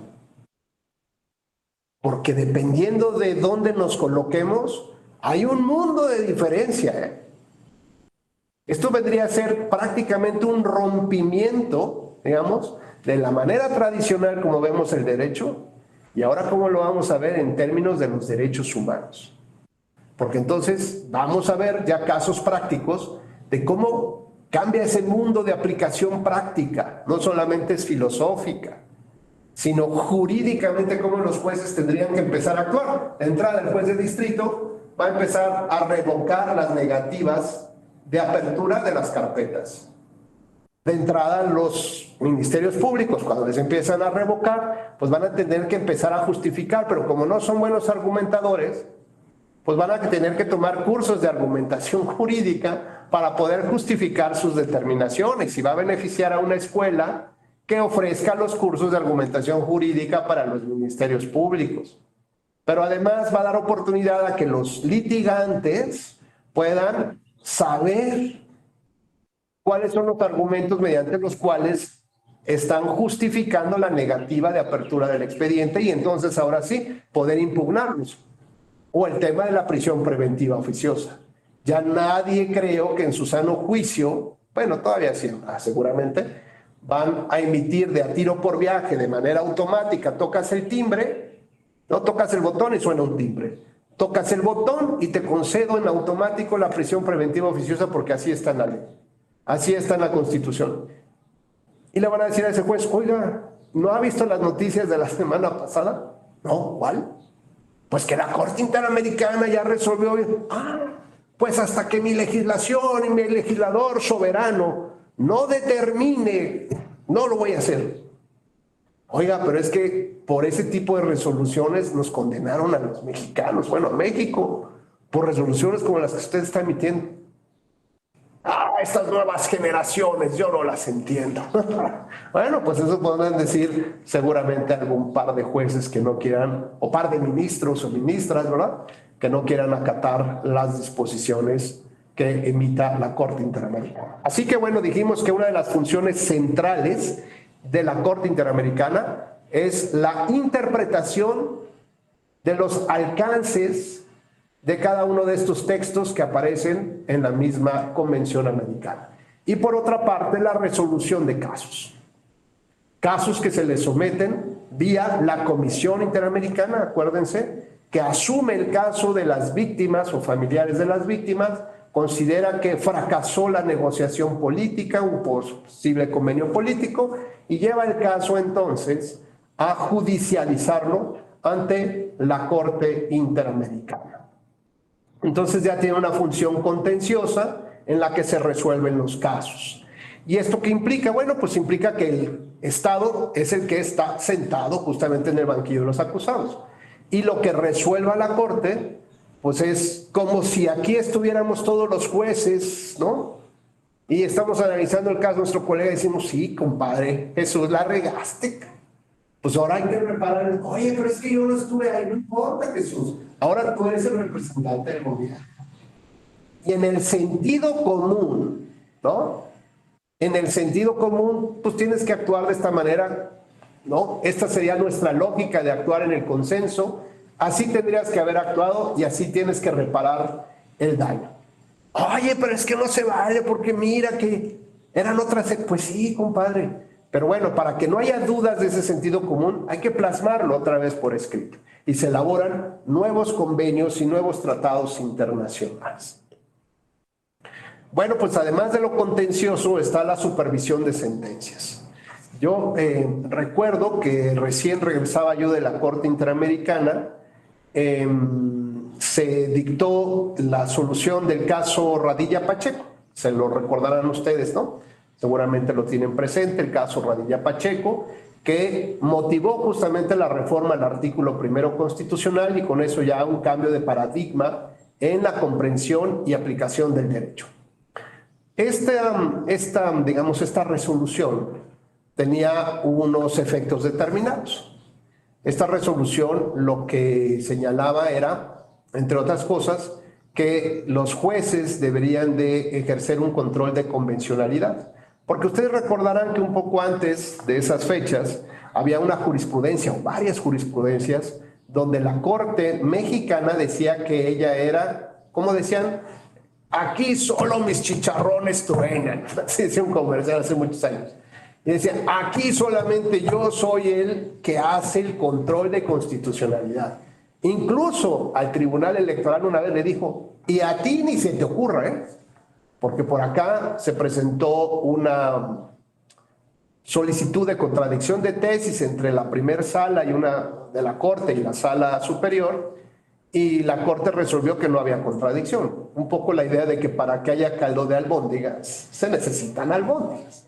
Para que haya contradicción se requiere que haya dos órganos competentes que sustenten criterios que resulten contradictorios. Y en este caso dijo, pues no hay albóndigas acá. Solamente encontramos a la primer sala de la Corte y del otro lado no vino nadie. Porque tu tribunal no tienes competencia constitucional para inaplicar normas. Y entonces, pues lo que dijiste, lo hiciste mal. no tenías competencia para llegar a ese punto.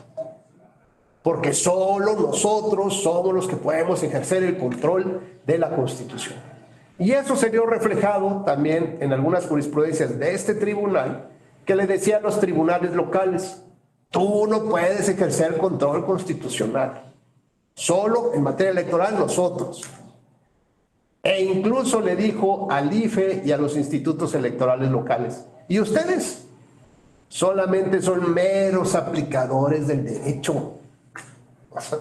Así decían las jurisprudencias.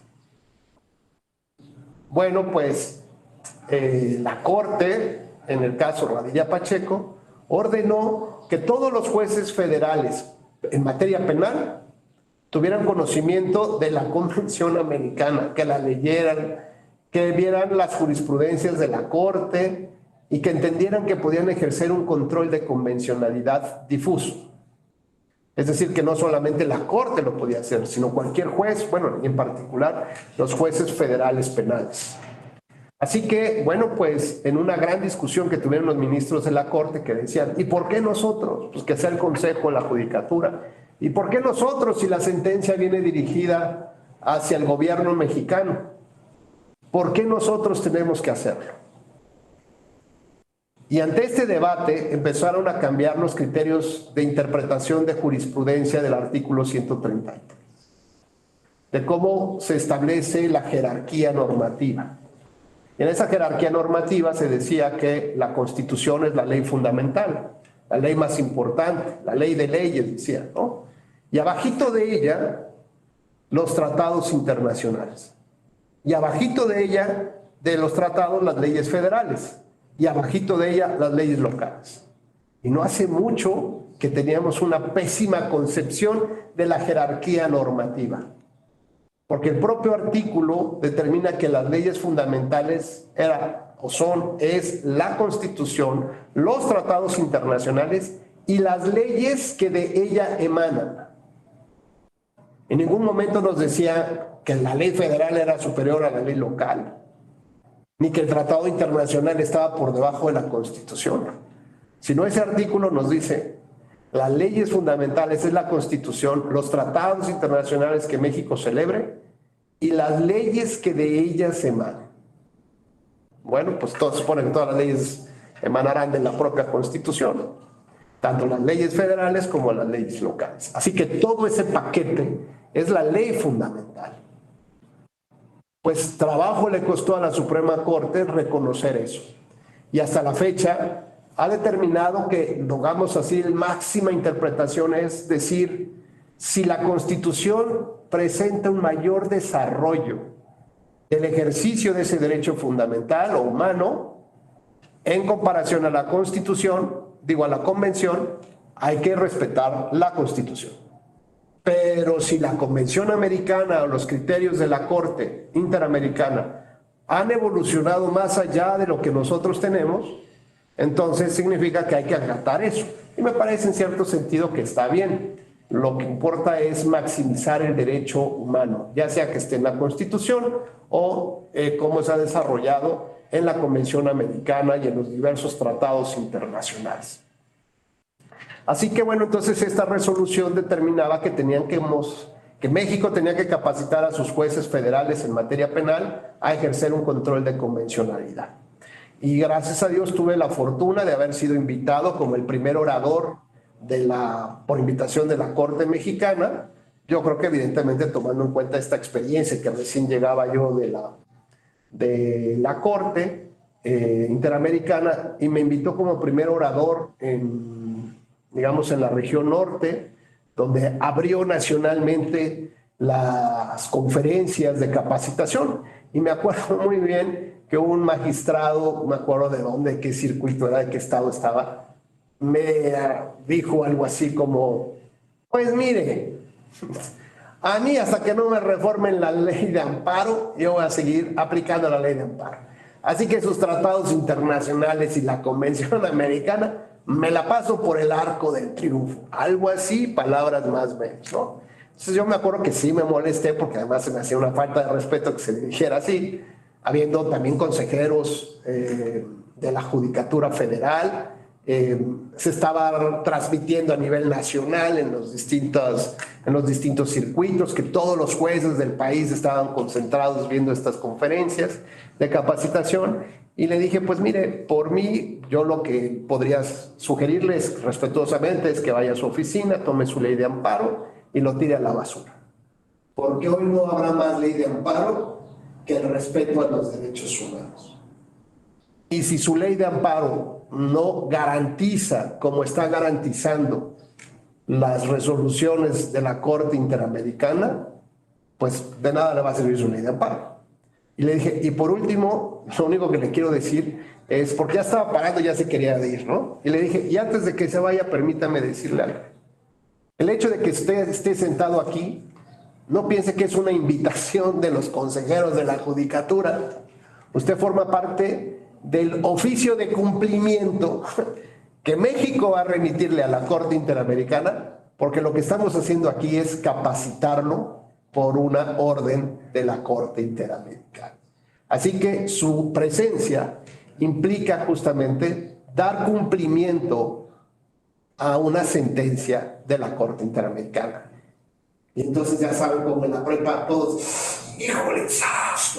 Y mi modo no le queda de otra más que sentarse y decir, pues está bien, ¿no? Si soy parte del cumplimiento de la sentencia, pues tengo que acatar. Así que bueno, pues otra de las partes relevantes, Jesús, es el mecanismo de supervisión de sentencia. ¿Qué pasa si un Estado no cumple con estos compromisos? Bueno, pues vendrán otro tipo de sanciones internacionales, además de que queda claro que es un violentador de los derechos humanos y que a pesar de que hay una resolución de los vecinos, pues es un cuate que no quiere cumplirla, ¿no? Así que cuando llegue ese cuate a pedir el favor, oye, ¿puedes cuidar mi plantita? ¿No puedes atender a mi mascotita? Oye, vecino, ¿no tienes unos cables pasacorriente? Va a decir, no, ¿por qué?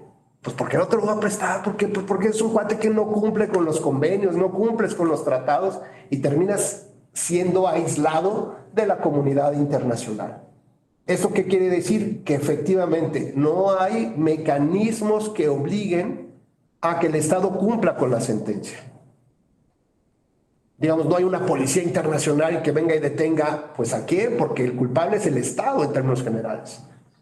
¿Quién es el representante del Estado? Pues sí, el presidente, el secretario de Gobernación y lo que ustedes quieran.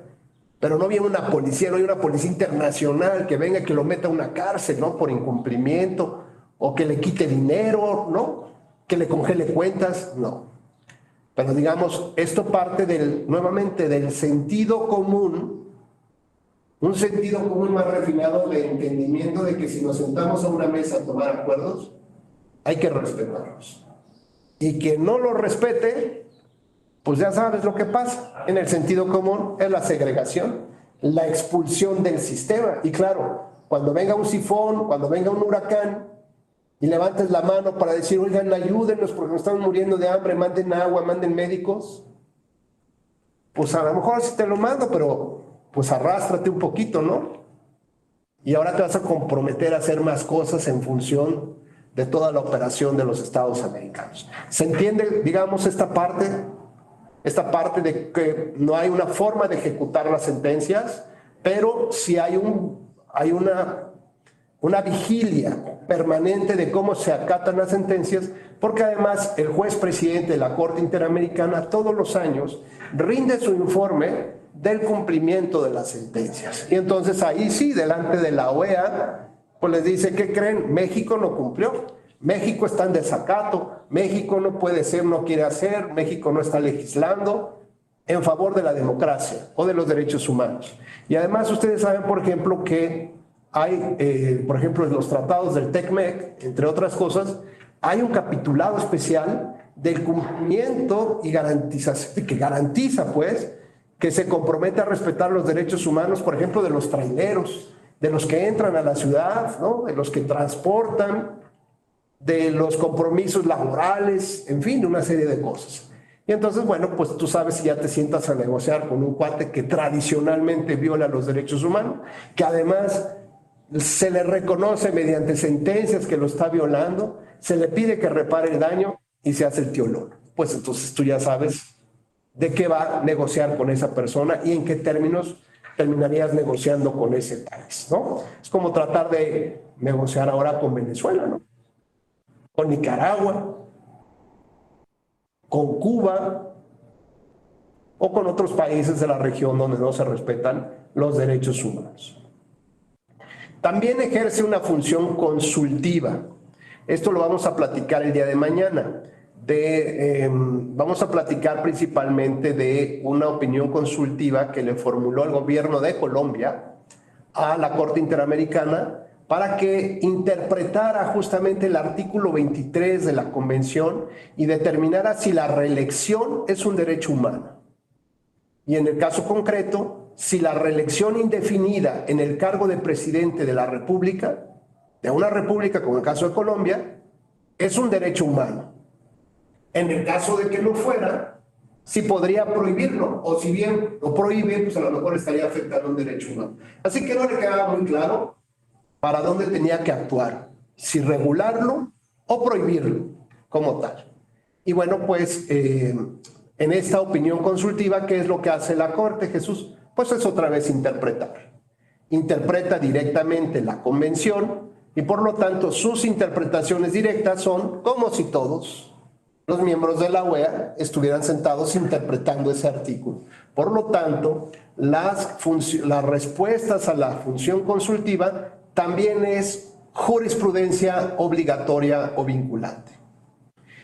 Y finalmente, la función de dictar medidas provisionales. Bueno, pues esto tiene que ver como para garantizar la parte del proceso, los familiares de las víctimas, pues que no los vayan a detener, a secuestrar, a desaparecer, ¿no? Es decir, existen medidas provisionales para poder, digamos, proteger de alguna u otra manera a las víctimas de lo que resulte del juicio, ¿no? Como tal. ¿Hasta aquí alguna duda o comentario? ¿No? Entonces, en resumen, tenemos que la Corte Interamericana forma parte de 3 grandes cortes, la europea y la africana. En esta parte del hemisferio es la que le responde a la Interamericana, con sede en San José de Costa Rica, que el documento fundante empieza a partir de los finales de los años 40, 50, 60, pero ya entra en función prácticamente en los 70s y 80s, básicamente. Que la Convención Americana tiene 2 protocolos adicionales donde se va reinterpretando, y para nuestra materia principalmente nos interesa el protocolo adicional que les dije se me fue, sorry, de San Salvador, el protocolo adicional de San Salvador, porque a partir de ese protocolo realiza una reinterpretación de su artículo 23 y ahora establece el concepto de democracia representativa. Eso es muy, muy importante para que ustedes lo tomen nota. El artículo 23 no habla del concepto de democracia, ni menos de democracia representativa. Entonces, ¿de dónde se obtiene? De la reinterpretación con los otros protocolos adicionales, y dice, este artículo 23 habla de un derecho humano a vivir en democracia representativa. ¿Ok? Con eso creo que es muy importante. El día de mañana lo que vamos a abordar es cuál es el piso mínimo, por ejemplo, para hacer una casa que debe ser una vivienda digna, como dice nuestra Constitución, pues debe tener elementos básicos, como el piso, el techo, las ventanas, un baño dentro de la casa, pues lo que ustedes consideren, ¿no? El tamaño de la casa, cuántas habitaciones, etcétera. Es decir, si le quitamos uno de estos elementos, ya no es una casa digna, una vivienda digna, ¿no? Pero también debemos de considerar elementos externos, como cuáles, Mestri, para considerar que es una vivienda digna, más allá de lo interno, de lo externo. ¿Qué creéis que debería de haber? ¿Qué elementos externos a una casa debería de considerarse para que tú te fueras a vivir ahí? Y dijeras, aquí sí me voy a vivir, es digna esta casa. Pues que haya un sistema de agua potable, que tenga luz, tenga luz, un sistema de teléfono, que haya una calle pavimentada, quizás alumbrado Sí. público. Claro. Oye, y que los muros de las casas pues sean separaditos, ¿no? Porque si no, pues se oye todo lo que pasa allá, o si hay humedad de uno se le pasa al otro, que haya un jardín, Sí, en claro. fin, que haya a lo mejor un hospital cercano, transporte público. Es decir, por ejemplo, en España, antes de edificar una casa, primero te aprueban el desarrollo urbano. Es decir, que ya tengas todos los servicios y hasta que te dan el palomazo, entonces ya empiezas a construir. Aquí es al revés, primero construir la casa y luego a ver cómo le inventas todos los servicios a su alrededor, ¿no? Por eso encuentras árboles a mitad de una calle. No, allá en España es al revés. Primero desarrollas todos los servicios urbanos, por ejemplo, pues ahora el cableado subterráneo para que no se vea feo, que no contamine, el drenaje, todo ya tiene sus tomas, todo está listo. Ahora sí, empieza la construcción. Bueno, pues aquí todo lo hacemos al revés. Bueno, entonces rápidamente les digo, hay elementos internos de la casa que nos dicen que si no tiene piso de cemento, pues, no es una vivienda digna, no puede ser de arena, ¿sí? O si no tiene un techo firme, pues no puede tener palmas, eso no es una vivienda digna. El baño fuera de la casa no es vivienda digna. ¿Sí me explico? Hay elementos que son indispensables, pero además hay unos elementos externos, funcionales, que nos pueden decir si realmente es tener una vida o vivienda digna. No nada más es los materiales, sino todo el contexto. ¿Cómo va a ser una vivienda digna, como dice Mestre, si no hay drenaje, si no hay agua potable? Eso no es tener una vivienda digna. ¿Me explico? Elementos adicionales, si no hay transporte público, si no hay hospital, eso no es vivienda digna, el concepto más grande. Bueno, pues mañana vamos a platicar de la democracia representativa, los elementos internos sin los cuales, ante la ausencia de uno, no es democracia representativa.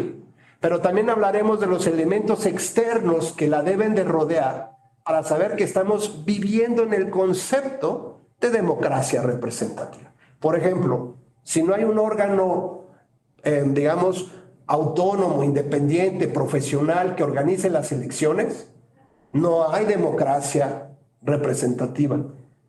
Si el voto no es universal, no hay democracia representativa. ¿Me explico?